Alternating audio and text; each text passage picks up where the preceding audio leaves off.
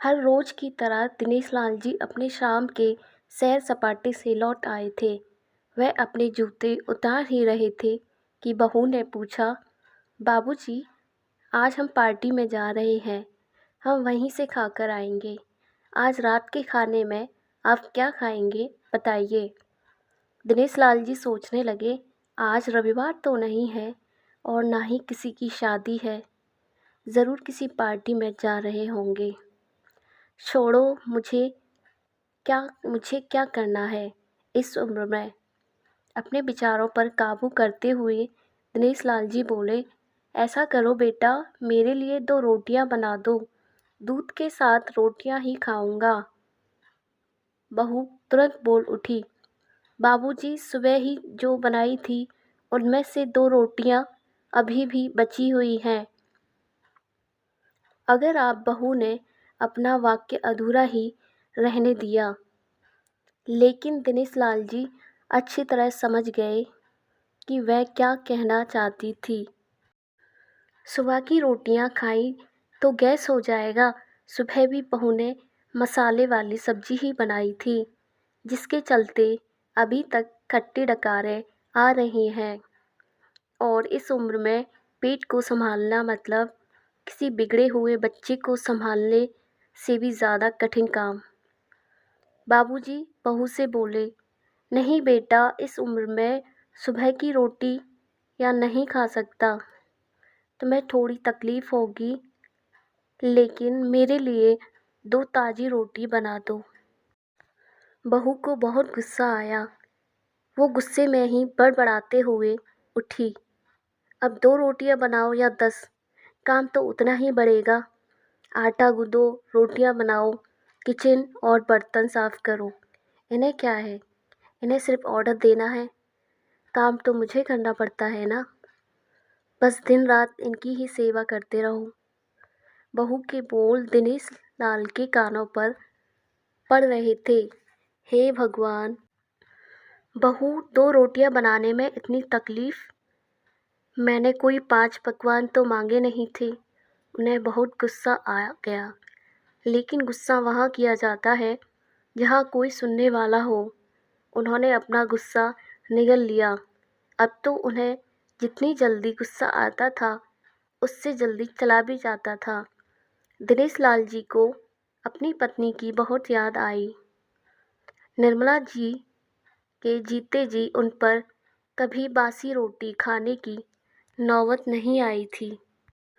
उल्टा खाने में 10 चीज़ें और मिल जाती थी। खाने के साथ मीठा, पापड़, अचार, दही, छाछ, सलाद और पता नहीं क्या-क्या। दिनेश जी को बहुत बुरा लग रहा था। रहने दो बहू, मैं सुबह की रोटी ही खा लूँगा। फिजूल में तुम्हें तकलीफ़ होगी, और वैसे भी तुम्हारे हाथों की रोटी बहुत मुलायम होती है। मुझे चलेगा। मेरी वजह से तुम लोगों को देर नहीं होनी चाहिए। बहू को तो सोने से पीला मिल गया। वह अपनी आवाज़ मीठी करते हुए बोली, बाबूजी, आप चाय लेंगे क्या? दिनेश लाल जी अपने चाय पीने की इच्छा को दबाते हुए बोले, वैसे कोई ख़ास इच्छा नहीं है चाय पीने की, मगर तुम अपने लिए बना रही हो तो मेरे लिए भी थोड़ी बना देना। हाँ बाबूजी, मैं अपने लिए बनाने वाली हूँ, आपके लिए भी बना देती हूँ। बोलकर बहू रसोई घर के अंदर चली गई। दिनेश लाल जी खुद से ही बातें करने लगे, अभी तो लाखों की जायदाद है मेरे पास, यह घर भी मेरे नाम पर है और खाते में भी लाखों रुपए पड़े हैं। कभी बेटा विषय निकालता है तो मैं बोलकर टाल देता हूँ कि मेरे बाद तेरा ही तो है सब कुछ, और फिर भी एक कप चाय और 2 ताज़ी रोटियों के लिए तरसना पड़ता हो तो उन बूढ़ों का क्या होता होगा जिनके पास संपत्ति के नाम पर सिर्फ पुरानी यादों के कुछ भी नहीं होता। निर्मला को याद करके दिनेश लाल की आंखों में आंसू चमकने लगे और धीरे से गालों पर सिरके। निर्मला के होते हुए उन्होंने घर का कोई भी काम नहीं किया था। आर्थिक जवाबदारियों के अलावा उनकी और कोई जवाबदारी नहीं थी। उनके व्यापार ने भी उन्हें अच्छा खासा साथ दिया था। वह भी निर्मला से बहुत प्यार करते थे, लेकिन कभी जता या बता नहीं पाए। वह यह सच्चे दिल से मानते थे कि निर्मला उनकी किसी पूर्व जन्मों के पुण्य का फल है। लेकिन जिंदगी की भागदौड़ में वह निर्मला की मन की इच्छाएं पूरी न कर सके। उन्हें वैष्णो देवी जाना था, लेकिन हर बार वह यात्रा अगले साल के लिए पोस्टपोन्ड हो जाती। घर बार और संसार की जिम्मेदारियां संभालते संभालते कब उनकी इच्छाएं उन्हीं के साथ चली गईं, पता ही नहीं चला। दिनेश लाल जी ने देखा, उनके पोता और पोती दोनों ही स्कूल से आ गए थे। दोनों ने अपना बस्ता सोफे पर फेंका और दादाजी की तरफ दौड़कर उनके गले लगते हुए कहने लगे, चलिए ना दादाजी, खेलने चलते हैं। यही निस्वार्थ प्रेम के कुछ पल थे, जिनमें दिनेश लाल जी भी बच्चों के साथ बच्चे बन जाते थे और सारे अपने दुख और यादें भूल जाते थे।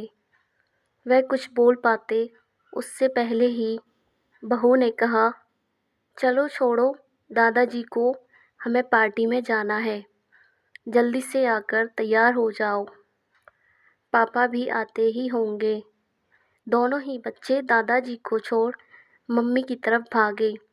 उनकी पोती 7 साल की थी और पोता 5 साल का था। दिनेश लाल जी अपनी सोच में डूबे हुए बालकनी की तरफ गए। बालकनी में धीमी ठंडी पवन ने उनका स्वागत किया। बहू उनके लिए चाय बनाकर लेकर आई। बालकनी में रखी अपनी कुर्सी पर बैठकर दिनेश लाल जी घुट-घुट करके चाय पी रहे थे। पी क्या रहे थे, निगल रहे थे, क्योंकि चाय के नाम पर सिर्फ कम शक्कर वाला गर्म पानी था, ना इलायची, ना अदरक। दिनेश लाल जी मन ही मन सोचने लगे, बहू के जाने के बाद आज खुद अपने हाथों से चाय बनाऊंगा। इलायची, अदरक और थोड़ी सी ज़्यादा शक्कर डालकर और उसके साथ रोटियां खा लूँगा। रोटियां खाऊंगा। रोटियों की याद आते ही उनका मुंह फिर खट्टा हो गया। चाय खत्म होने पर खाली कप लेकर वह किचन में रखने गए तो वहां देखा कि बहू और बच्चों का कप धोके पड़ा था। उन्होंने भी अपना कप धोकर रख दिया और अपनी डायरी लेकर बालकनी में आ गए। बालकनी में बैठे बैठे उनकी नज़र सूखी हुई तुलसी के पौधे पर नई कुपलें जैसे मुस्कुरा रही हो। टुडे याद आया कि निर्मला हर सुबह तुलसी को पानी और शाम को दिया करती थी। अब तो शाम को ना तुलसी को ना ही भगवान के मंदिर में दिया जलता है। पता नहीं कितने संस्कार, इतनी अच्छी आदतें निर्मला अपने साथ ले गई थी। दिनेश लाल आसमान की तरफ देखकर बोले, शकुंतला, मुझे और इस घर को अभी तुम्हारी ज़रूरत थी। तुम क्यों हमें छोड़कर चली गई? तुमने मुझे धोखा दिया। तुमने हमेशा साथ रहने का वचन तोड़ दिया। तुम मुझे अकेला छोड़कर चली गई। दिनेश लाल जी की आंखें भर आईं। पापा, इतनी ठंडी हवाएं बह रही हैं और आप है कि बालकनी में बैठे हैं। अंदर आ जाइए ना, नहीं तो बीमार हो जाएंगे। बेटे ने दिनेश लाल जी से कहा। बेटा, बहू और पोता और पोती सब तैयार होकर पार्टी के लिए निकल रहे थे। किसी ने झूठ मूठ ही मन रखने के लिए भी उनसे नहीं पूछा कि साथ चलिए। बाबा, आप खाना खाकर जल्दी सो जाइएगा, हमें आने में ज़रा देर हो जाएगी। ज़्यादा देर तक जागना आपकी सेहत के लिए अच्छा नहीं है। हमारे पास घर की दूसरी चाबी है, हमारी चिंता मत कीजिएगा, बेटे नहीं जाते हुए कहा। ऐसे बोल रहे हैं जैसे मेरी सेहत की बहुत फिक्र है। कितने दिनों से बोल रहा हूँ डॉक्टर के पास ले चलो, बीपी बढ़ा हुआ है और शुगर भी चेक कराना है। थोड़ा सा भी चलता हूँ तो हांफने लगता हूँ। बेटा कहता है कि बुढ़ापे में यह सब तो होता ही है, ज़्यादा भ्रम मत पालिए। वाह बेटा, बूढ़े बाप के पास बैठने के लिए थोड़ा सा भी टाइम नहीं है तेरे पास, और पार्टी के लिए टाइम ही टाइम है। ऐसे अनगिनत विचार उनके दिमाग में चल रहे थे, लेकिन फिर भी उन्होंने हाँ में सिर हिलाया। सभी पार्टी में चले गए। दिनेश लाल जी हॉल में रखी कुर्सी पर आकर बैठे। खाना खाने की अभी कोई इच्छा नहीं थी, नहीं, इसलिए टीवी चालू की। आज वैलेंटाइन डे था, प्यार का दिन, इसलिए टीवी पर भी उसी के बारे में दिखा रहे थे। दिनेश लाल जी की नज़र पास में रखे अपनी पत्नी की फ्रेम पर गई, जिसने लाल कलर की साड़ी पहन रखी थी। प्यार तो उन्होंने भी खूब किया था निर्मला जी से, पूरी ज़िंदगी किया था, जी जान से किया था, लेकिन कभी बोल नहीं पाए।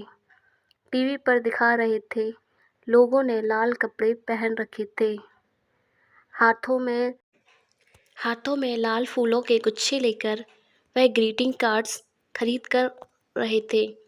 पता नहीं दिनेश लाल जी के मन में क्या आया, उन्होंने अपने पैसों का बटवा लिया और निकल पड़े। निर्मला जी की याद में चलते चलते वो एक आइसक्रीम पार्लर के पास पहुँचे। उनको श्वास चढ़ गया था, उनके सांसों की गति तेज हो गई थी। आइसक्रीम पार्लर के पास एक कुर्सी पर वह आकर बैठे। तभी वहाँ पर एक छोटी बच्ची आई जो गुब्बारे बेच रही थी। बच्ची बोली, दादाजी गुब्बारे लोगे क्या? इतने ही बचे हैं, बिक जाएंगे तो जल्दी घर चली जाऊंगी। दिनेश लाल जी ने देखा 10-12 रंग बिरंगे गुब्बारे थे। उन्हें याद आया कि निर्मला जी को भी गुब्बारे बहुत पसंद थे, लेकिन अब गुब्बारे लेकर क्या करूं? उन्हें बच्ची की आंखों में सच्चाई और आशा दिखी। उन्होंने 200 रुपये दिए और सारे गुब्बारे खरीद लिए। उन्हें फिर से निर्मला जी की याद आई, क्योंकि वह भी घर से निकलते समय हमेशा थोड़े एक्स्ट्रा पैसे लेकर निकलती थी और किसी न किसी ज़रूरतमंद की मदद किया करती थी। कभी वो टोकते तो वह कहती, हमें भगवान ने लेने वालों के नहीं देने वालों की लाइन में खड़ा किया है, और थोड़े से रुपयों के बदले में लाखों की दुआएं मिलती हैं, तो मुझे टोका मत कीजिए। आंखों में आंसुओं के साथ दिनेश लाल जी खड़े हुए रास्ते के बीचों बीच आए। उन्होंने आसमान की तरफ देखा, अपने हाथों में पकड़े गुब्बारे आसमान में छोड़ दिए और चिल्लाकर बोले, निर्मला, मैं तुमसे बहुत प्यार करता हूँ। उनके सांसों की गति बढ़ गई, उनका शरीर लड़खड़ाया और ज़मीन पर धड़ से गिर पड़े। आसपास के लोगों को कुछ भी पता चल पाए उससे पहले ही दिनेश लाल जी ने इस मोह माया की दुनिया को अलविदा कह दिया। उन्हें अपने पत्नी से मिलने की बहुत जल्दी थी। तो दोस्तों, हमेशा की तरह पूरी कहानी पढ़ने के लिए आपको धन्यवाद। यह कहानी आपको दिल को छू गई होगी, मैं ऐसी आशा करती हूँ। मिलते हैं अगली कहानी में।